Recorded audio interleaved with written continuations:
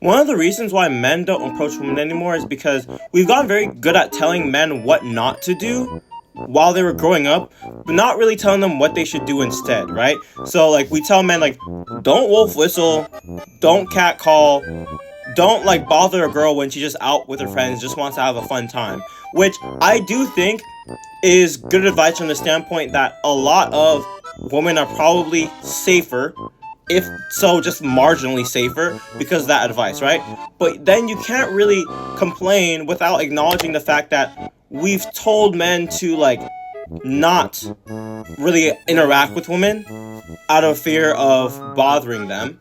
And that's not verbatim what we've said, but like that is kind of what a lot of dudes get out of that, right? Because the fact that your actions could be misinterpreted as you being creepy or you being like, a perpetrator or something like that, especially kind of depending on if the person is attracted to you or just like their general like mood and stuff like that.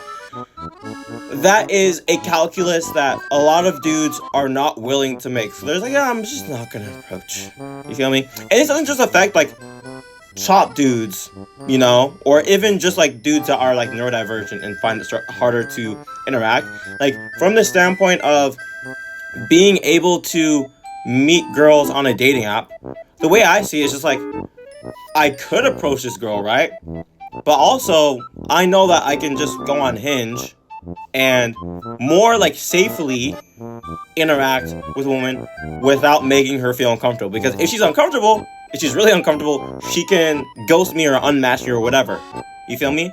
Obviously, there's an aspect of, you don't want to be rejected in person versus digitally, but like also, I am not impeding on a woman's boundaries by liking her or sending her messages on Hinge.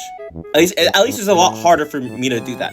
And that is the thing with telling men what not to do, but not giving proper instructions. And I don't think this all falls on women. I think as men, the fact that a lot of male role models, especially when they talk about dating, they all tend to swing, right words, which is basically like, oh, we need to undo all of this, tell men to not do X and Y, and that misses the point as well. But you have to understand that there's a reason people have been raised to not approach, to be scared of approaching, to overthink approaching, because of what we've taught men not to do, and for good reason.